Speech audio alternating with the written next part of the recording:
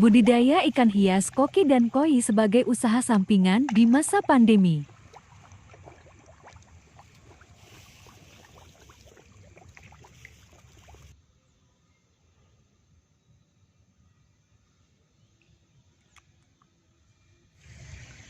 Assalamualaikum warahmatullahi wabarakatuh. Salam budaya. Perkenalkan, nama saya Muhammad Kevin Eko Kurniawan, mahasiswa Pendidikan Bahasa Daerah, Fakultas Bahasa dan Seni Universitas Negeri Yogyakarta tahun 2018. Di sini saya akan menjelaskan tentang budidaya ikan hias, khususnya ikan koi dan koki sebagai penunjang penghasilan di masa pandemi. Sebelum kita lanjut ke dalam videonya, teman-teman, saya mohon untuk mengklik tombol like, share, dan subscribe. Terima kasih.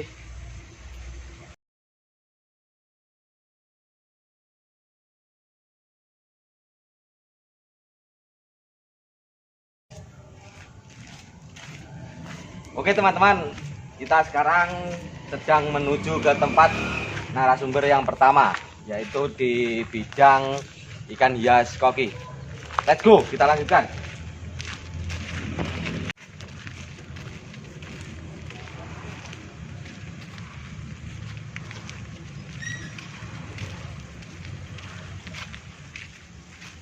Oke teman, di sana sudah terlihat ada narasumber yang pertama.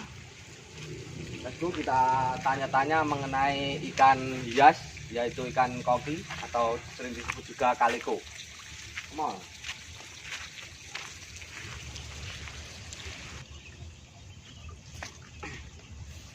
Selamat sore Mas. Selamat sore Mas. Ya, sebelumnya dari dengan Mas siapa ya? Saya dengan Mas Andre. Oh ya, mohon maaf kedatangan saya di sini mau bertanya mengenai ikan hias, khususnya pada ikan mas koki, Mas Andre. Oke, monggo. Terus ini ikan mas koki yang jenis apa saja yang Mas Andre budidayakan di sini? Di sini saya budidaya, di sini ada jenis koki kaliko sama tricolor. Oh ya. Kemudian untuk budidayanya itu termasuk sulit atau mudah, Mas Andre? Kalau ikan koki itu dibilang sulit enggak Mas. Kalau koki itu mudah, kalau dibudidayakan itu mudah Mas. Ya, kalau dibandingkan dengan ikan-ikan konsumsi ataupun ikan hias jenis lainnya itu termasuk mudah ya, Mas Andre? Iya Mas, ini kaliko itu mudah ditelurkan. Itu kalau dikasih ganggang gitu sudah mau bertelur. Oh ya. Jadi gitu teman-teman, untuk budidaya sendiri, untuk breedernya itu termasuk mudah kalau ikan mas ataupun sering disebut ikan kaliko. Ya. Kemudian sudah sejak kapan Mas Andri ini bermain ataupun budidaya ikan koi ini? Di sini saya sudah lama sih Mas. Di sini sudah sekitar 7 tahunan Mas saya bermain ikan koki ini. Oh, sekitar 7 tahun. Berarti udah lama juga ya Mas ya? Iya Mas. Kemudian untuk efeknya sendiri Mas, ini kan masih di masa pandemi ataupun sudah pandemi ini sudah berjalan sekitar 2 tahun. Itu dampaknya ke petani-petani budidaya ikan hias itu bagaimana Mas? Kalau masalah pandemi itu, kalau pas pandemi itu malah ikan hias itu malahan kurang stok Mas ini. Oh, jadi permintaan dari konsumen itu sangat banyak Mas ya? Iya Mas, malah banyak kalau jadi ikan hias.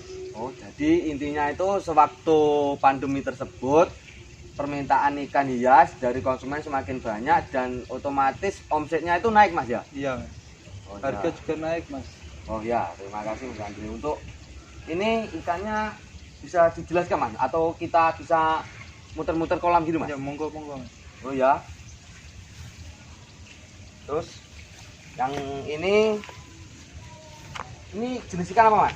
Ini kaliko Mas. Ini masih Baby ya Mas ya? ya Mas, masih kecil. Ya.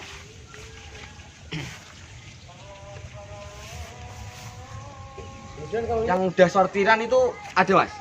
Kalau yang sortiran. ya. Monggo Mas ke tengah mawon. Oh, itu Mas ya. Ya. Oh, jadi ini Mas ya yang dimaksud ikan sortiran tadi. Iya Mas, ini baru disortir tadi pagi Mas. Oh ya, kemudian saya ini mohon maaf untuk omsetnya itu bulanan atau mingguan Mas? Kalau di budidayanya sampean itu? Kalau omset ya gimana ya Mas? Kalau tergantung ikannya Mas. Kalau ikannya udah bisa untuk dijual, ya dijual Mas. Kalau bisa dihitung mungkin bulanan Mas. Kalau bulanan juga lumayan lah. Iya, iya. Ya itu sekitar kira-kira berapa Mas ya omsetnya 1 bulan? Kalau 1 bulan ya sekitar lumayan lah Mas, juta bisa buat beli motor. Oh ya, alhamdulillah berarti untuk ikan Mas Koki sendiri ataupun ikan koki omsetnya lumayan ya Mas di masa pandemi ini. Lumayan Mas kalau masa pandemi ini. Cuman kan kalau ikan hias kan juga naik turun Mas harganya itu. Oh ya. Ya Mas, kalau begitu terima kasih informasi yang Anda berikan sudah lumayan lengkap. Terima kasih saya ucapkan ya. Semoga budidayanya semakin lancar dan semakin sukses Mas ya. Amin. Ya, terima kasih Mas. Oke guys, sekarang kita sudah sampai di tempat narasumber yang kedua, yaitu di tempat budidaya ikan koi. Untuk kelanjutannya, come on, kita lanjutkan saja. Ayo guys.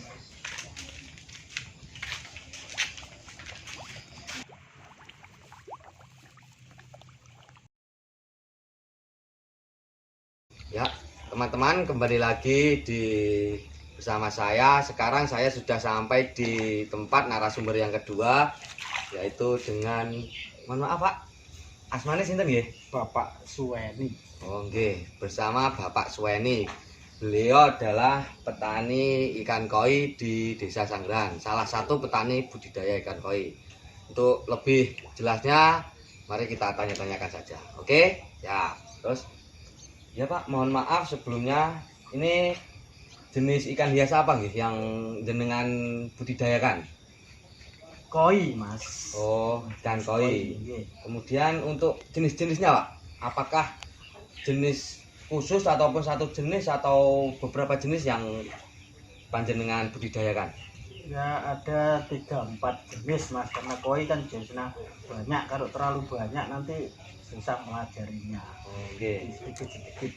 Itu untuk jenisnya apa saja Pak kira-kira?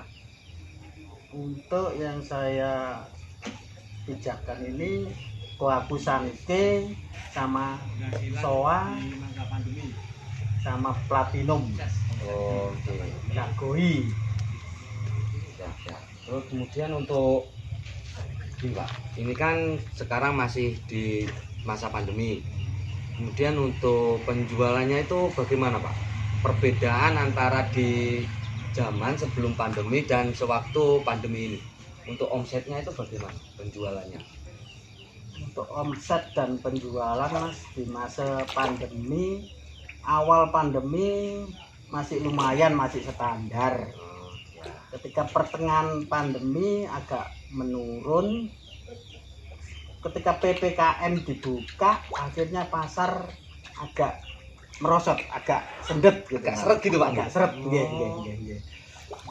Jadi begini teman-teman, singkatnya untuk masa pandemi ini bagi budidaya koi khususnya di Desa Sanggrahan, waktu awal pandemi itu harga masih normal, masih harga standar pasar gitu Pak. Nggih, leres. Nah kemudian untuk waktu awal dibukanya PPKM itu harganya semakin merosot dan juga pasar itu seret waktu PPKM sampai sekarang ya Pak? Sampai sekarang. Nah, nggih. Jadi intinya untuk budidaya ikan koi yang paling omsetnya minimal atau standar itu waktu di awal pandemi.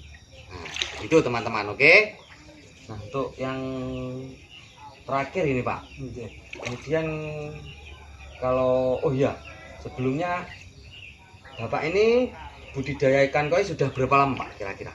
Saya kurang lebih sudah 4 tahun Mas. Oh ya, budidaya koi Bapak Su ini sudah 4 tahun kurang lebih.